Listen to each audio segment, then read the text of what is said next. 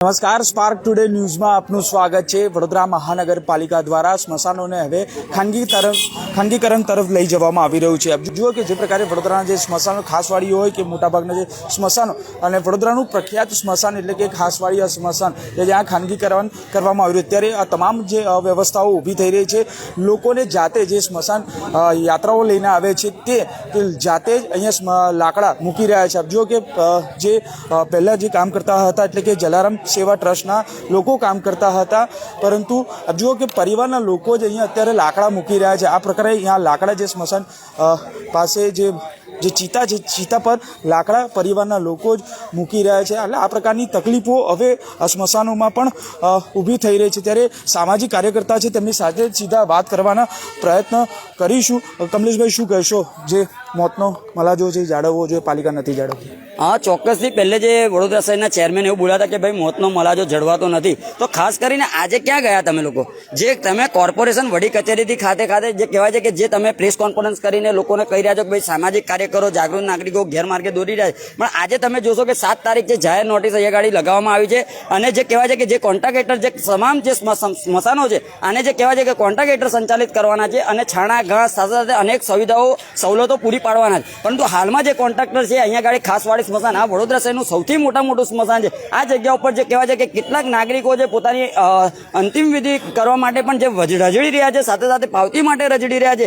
ઘણા છાસનો જે કોન્ટ્રાક્ટ છે એ જે પહેલે જે છાણાને ઘાસ આપતા હતા એ જ વ્યક્તિ હાલમાં પણ આપી રહ્યા છે, સાથે સાથે આ જે પહેલે જે 4 વ્યક્તિઓ કામ કરતા હતા એ જ ફરીથી એ વ્યક્તિઓ કામ કરી રહ્યા। એટલે ક્યાંક ને ક્યાંક લાગી રહ્યું છે કે આ જે કોન્ટ્રાક્ટરને કોન્ટ્રાક્ટ તો આપવામાં આવ્યો છે, પરંતુ ક્યાંક ને ક્યાંક લાગી રહ્યું છે કે આ કોન્ટ્રાક્ટર હસ્તા વગરનો અજામ આવ્યો હોય તેવી પરિસ્થિતિ સર્જાઈ રહી છે, કારણ કે જે હાલમાં કોઈ પણ સાધન સામગ્રી લાયા વગર અહીંયા ગાડી જે પોતે જે અહીંયા સંચાલિત કરવા માટે આવી રહ્યા છે, એટલે ક્યાંક ને ક્યાંક લાગી રહ્યો છે કે ઉતાવળે એ પગલાં લીધા હોય તેમ સ્પષ્ટપણે જોવા મળ્યું છે અને કોન્ટ્રાક્ટરને સીધો ફાયદો કઈ રીતે થાય એ રીતની કામગીરી કરી છે એવું સ્પષ્ટપણે દેખાઈ રહ્યું છે। કારણ કે વડોદરા શહેરની વાત કરીએ તો વડોદરા શહેરમાં તમામ સ્મશાનોની અંદર આજ દિન સુધી આરોગ્ય અમલદાર જે દેવેશ પટેલ છે આજ દિન સુધીમાં કયા સ્મશાનોની અંદર વિઝિટ લીધી છે એ મને બતાવો, કારણ કે આજ દિન સુધીમાં કોઈ પણ જાતની વિઝિટ લીધી નથી। એટલે કહેવાનો મતલબ કે ખુલ્લું ખેતર હોય તો કોઈ પણ ગાય ચરી જાય આવી પરિસ્થિતિ છે। એટલે આ તમામ સ્મશાનોની અંદર આજ દિન સુધીમાં કોઈ પણ જાતની સવલતો નથી, સુવિધાઓ નથી, સાથે સાથે જે કોન્ટ્રાક્ટ આલ્યો છે આ કોન્ટ્રાક્ટની અંદર તમામ જે માણસો હોવા જોઈએ કોઈ પણ માણસો પણ નથી। એટલે કહેવાનો મતલબ કે વડોદરા શહેરના ચેરમેન,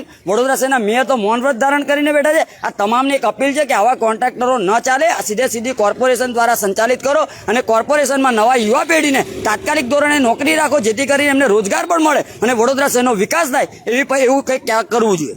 કમલેશભાઈ, સવાલ એ છે કે અત્યાર સુધી સારું જ ચાલતું હતું, અગાઉના જે ટ્રસ્ટો હતા એ સારું જ કરી રહ્યા હતા, તો પછી અચાનક કેમ ખાનગીકરણ? વડોદરા શહેરમાં ન ઘર, નળ, ગટર ને રોડ આ તમામ સવલતો, સુવિધાઓ, સાથે સાથે જે સુરક્ષાઓ, વ્યવસ્થાઓ ગોઠવાતી નથી અને ક્યાંક ને ક્યાંક આ સ્મશાનની પાછળ પડ્યા છે। એટલે કહેવાનો મતલબ કે જે જીવતો માણસને સુખ ન મળ્યું, પરંતુ મૃત્યુ પછી પણ જે સુખ મળવું જોઈએ, જે પોતાની આત્મા જે કહેવાય છે કે સારી જગ્યાએ જવી જોઈએ એ પણ સુખ મળતું નથી। એટલે ક્યાંક ને ક્યાંક લાગી રહ્યું છે કે પરિવારજનો પણ હાલમાં હાલાકીમાં જોવા મળી રહ્યા છે।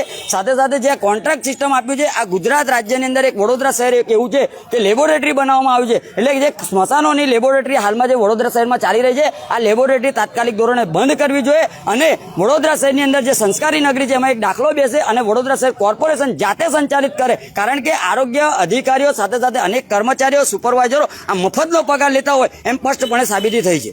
બિલકુલ, સામાજિક કાર્યકર્તાઓ કહી રહ્યા છે કે વ્યવસ્થાઓ ઊભી થવી જોઈએ, પોતે જ કોર્પોરેશન આમાં હસ્તક્ષેપ કરી અને કામગીરી કરી। આપ જુઓ કે આજથી આ જાહેર સૂચનાનો અહીંયા અમલ કરવામાં આવશે, એટલે કે સ્મશાન ગૃહમાં મૃતકના અંતિમ સંસ્કાર માટે સ્મશાન ગૃહ લાકડા, છાણા, ઘાસના પૂડા તેમજ આખરી સામાન વગેરેની સુવિધાઓ વિનામૂલ્યે આપવામાં આવશે। એટલે કે હવે આ જે કોન્ટ્રાક્ટ છે કોન્ટ્રાક્ટ સિસ્ટમ આપી દેવામાં આવી છે, પરંતુ આ સિસ્ટમ આપવાથી આપ જુઓ કે જે પ્રકારે જે લોકો અહીંયા અંતિમ ક્રિયા માટે આવી રહ્યા છે તેના માટે લોકોને હાલાકી ભરી રહી છે, લોકો હવે હેરાન પરેશાન થઈ રહ્યા છે। હવે પાલિકાએ આ જાગવાનો પ્રયાસ કરવો પડશે, કારણ કે આ પ્રકારે પહેલાં આવી સુવિધાઓ જે હતી તે બરાબર હતી, પરંતુ હવે જે કોન્ટ્રાક્ટરને આપવામાં આવી છે અને તેને લઈને જ લોકોમાં રોષ જોવા મળી રહ્યો છે।